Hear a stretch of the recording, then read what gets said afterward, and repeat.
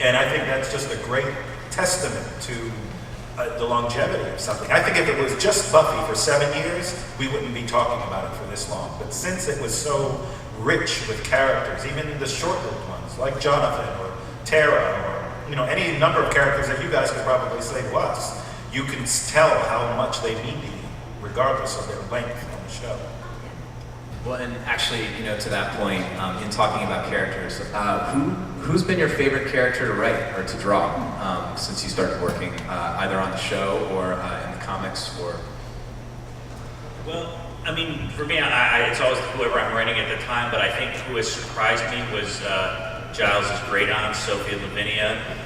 They were characters who were going to be on the Ripper show or movie, and Josh said to me from the start, you don't have to, but you're welcome to use these characters, and he told me what he had in mind for them.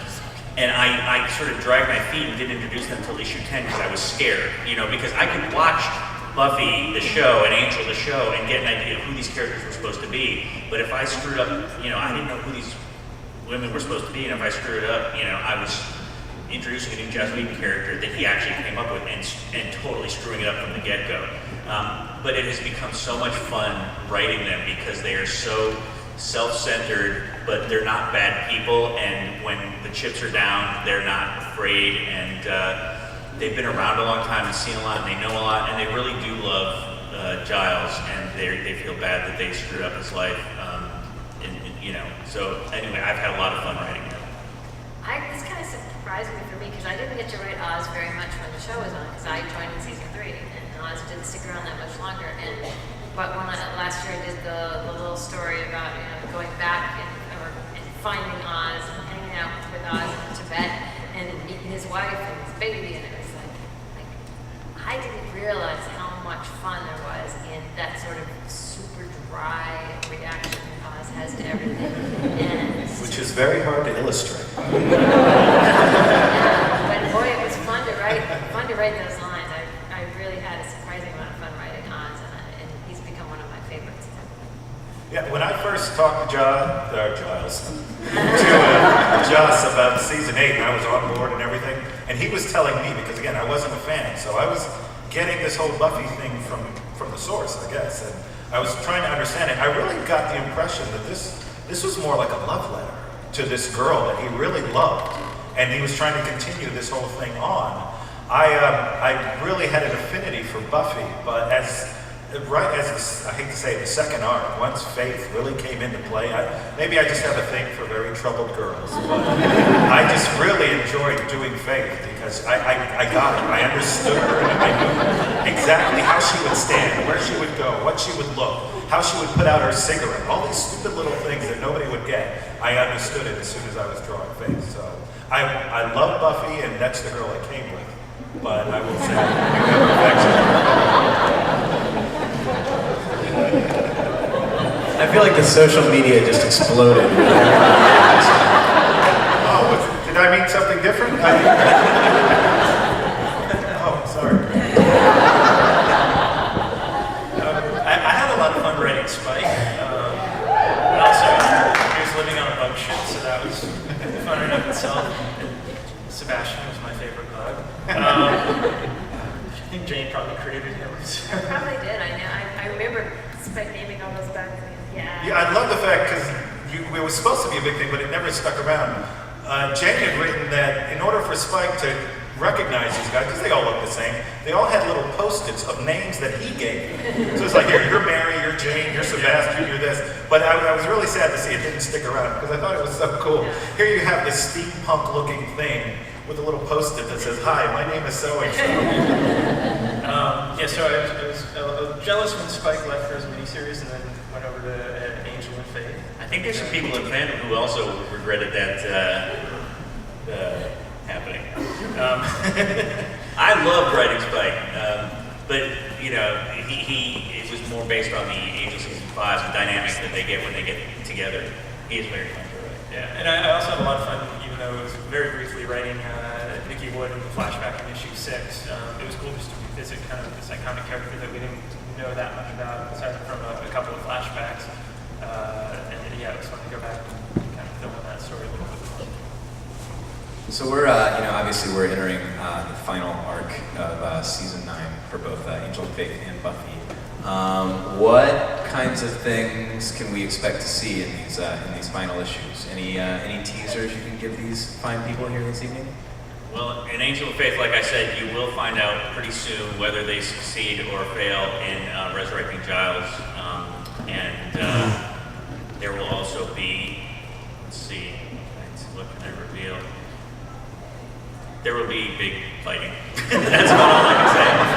I can say this about the Billy episodes that are coming up, issues that are coming up, that you're going to learn a little something about the Zompires, and you're going to learn it from a really unexpected source.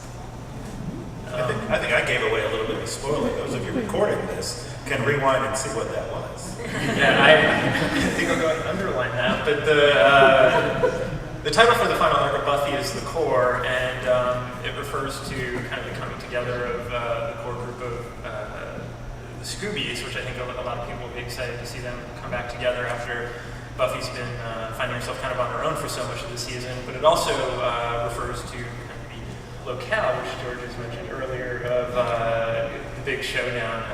So we can go ahead and spoil it. But yeah, It's on your deeper head. well. So we'll be going down into the middle of the year. And there'll also be lots of fighting. Christmas. Yes. All right, so if there's anything I've learned in moderating any Joss Whedon related panel is that you guys actually probably have more questions than I do that you'd like to ask. So we're going to go ahead and start with some questions from the audience now. So if you want to just raise your hand and remember to speak up, please. I'll start with you since your hand went up first over there. Is there any crossover into Cabinet and War? Any reference to that? Ooh, I love Kevin Woods. Yeah, is there? I guess it's not too late. Man, that would really screw with everybody's reality, sir. It was a great film, though. Did everybody see Cabin in the Woods? If you guys did not see Cabin in the Woods, you absolutely should. It is one of the smartest, most interesting takes on horror I think I've ever seen. And I'm a total nerd for that shit. So. Okay, next. How about It you? should be, I know what it should be. You remember how they had Andrew wearing the husband's t-shirt? Oh, Someone should be in a t-shirt that's a Cabin in the Woods shirt with the unicorn and paling. that could easily be done.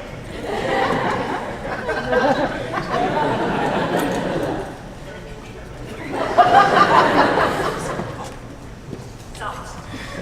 Talk amongst yourselves. So I know there's a few different comics I really have that have been apparently in that different tone. Is there going to be anything bring that back or is it going to come back at all? Can everybody hear that? Everybody? Yeah, she was asking about the Drusilla miniseries that got postponed. As I understand it, Juliet got cast in a bunch of things at once. Whether Drusilla would be back. I really enjoyed writing her in Angel and Faith. I will leave you to the rest. Oh, great. Give me the hard part. Yeah, it's basically at this point, we don't have an update just yet. I mean, we would still really like to do more Drusilla, and we would still really like to do that story with Juliet. It's just a matter of her schedule. It turns out that actresses are kind of busy. So. Yeah. Yeah, I want to see it too because I did the covers for all those already. So, That's true, and they were awesome, by the way. Okay, next. You.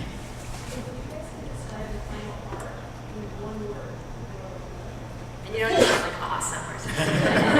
the question is, if you guys can describe the final arc in one word, what would it be?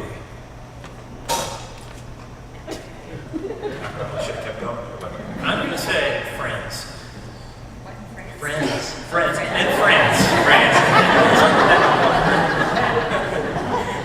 No, that has layers. France, yeah. Everyone can figure it out when it comes out. I will say it's lost, actually. I've read it, but I don't know what to. I mean, Epic is as much of a cop-out as awesome, but I think it gives you a sense of the scope of it, how everything ties together. I can't do it in one word, but the title of the final arc of Angel of Faith is what you want, not what you need. So I think that says So the Rolling Stones make an appearance? Or? No, I actually got it from the song Fix You, but not the Coldplay version. There's a version by the Young at Heart Chorus, which is a group of senior citizens who performed the song. And it was sung by a guy who was a World War II veteran. He's since passed away, and he's on oxygen. You can hear his oxygen machine going as he's singing. He's got this amazing voice, and it was supposed to be a duet with him and his best friend, but his best friend had passed away, so it is the most poignant thing you will ever hear in your life. I know. Wow. That's amazing. Yeah. You? That is awesome.